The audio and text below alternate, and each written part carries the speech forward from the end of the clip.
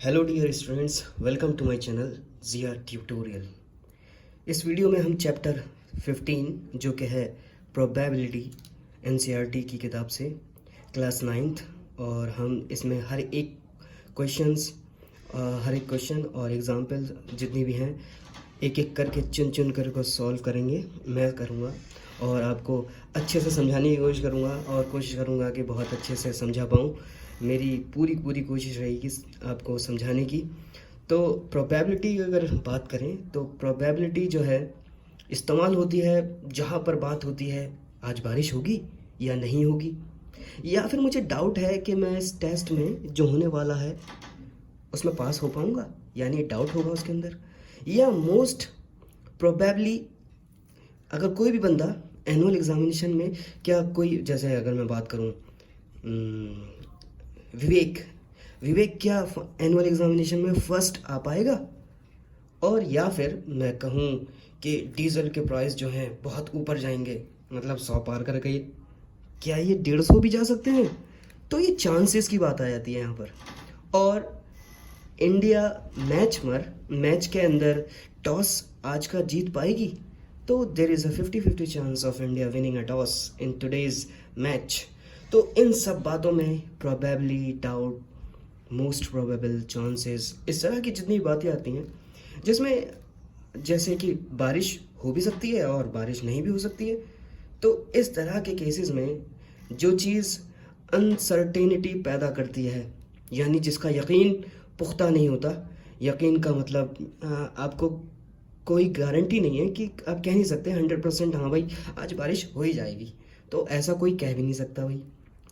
तो कहने का मतलब ये है कि प्रोबेबिलिटी का इस्तेमाल जो है वो शुरुआत करी थी, क्या कहते हैं, एक नाम था उनका जो कंसेप्ट दिया था, जिसे डेवलप किया था एक स्ट्रेंज मैनर में 1654 में।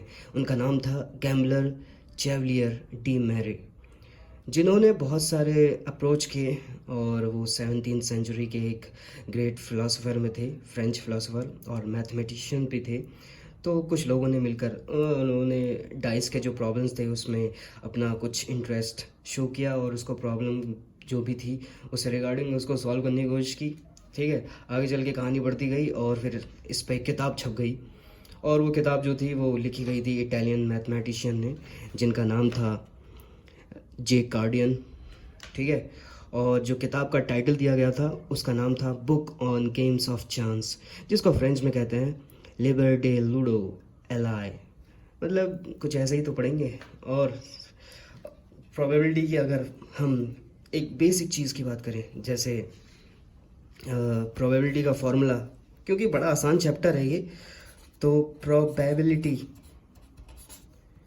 है ना, तो प्रोबेबिलिटी का एक फॉर्मूला होता है कि जिसको हमें निकालना है। ठीक है, जैसे हम कहें किसको निकालना चाहते हैं तो उसको कह देते हैं फेवरेबल आउटकम्स।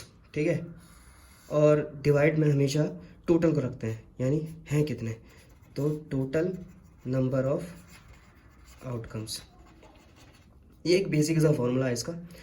इसके अलावा इसके लिए 3 बातें याद रखनी है। ठीक है, तो प्रोबेबिलिटी जो होती है किसी भी इवेंट के लिए वो हमेशा 0 से 1 के बीच में लाई करेगी। ठीक है, जो प्रोबेबिलिटी है, क्या याद रखना है प्रोबेबिलिटी के लिए, कि वो 0 से 1 के बीच में लाई करेगी। अगर किसी की प्रोबेबिलिटी 1.5 आ जाती है तो वो प्रोबेबिलिटी नहीं कहलाएगी। ठीक है, इनकरेक्ट हो जाएगा वो। और अगर नेगेटिव वैल्यू आ जाती है, क्योंकि 0 से जितनी भी ज़्यादा वैल्यू जाएगी वो सबके सब नेगेटिव में जाएगी। तो और ये तो पहली बात हो गई जो याद रखनी है। और दूसरी बात मैं कह सकता हूँ कि जब आप मान लो बहुत सारी प्रोबेबिलिटीज़ निकाली, ठीक है, तो सारी प्रोबेबिलिटी का सम क्या होना चाहिए, sum of all probability, P denote कर देता हूँ शॉर्टकट में, शुड बी 1। ठीक है, सबको जोड़ने पर 1 होना चाहिए उसका रिजल्ट, सारी प्रोबेबिलिटीज़ का। और तीसरी बात ये याद रखनी है कि कोई भी इवेंट होता है, मान लो E1 कोई इवेंट हुआ, E2 कोई इवेंट हुआ, इस तरीके एंड सो ऑन 6 तक हुआ वो। ठीक है, तो इसमें क्या होगा कि सारे के सारे जो आउटकम्स होंगे वो ट्रायल के होंगे।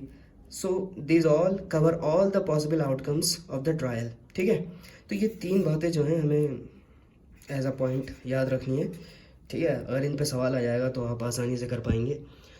अब अगली वीडियो में हम बात क्या करेंगे, सीधे सॉल्यूशन आपको मैं प्रोवाइड करूँगा और समझाने की कोशिश करूँगा, क्योंकि मैंने कहा कि हर एक एग्जाम्पल को और हर एक सवाल को चुन चुन के किया जाएगा।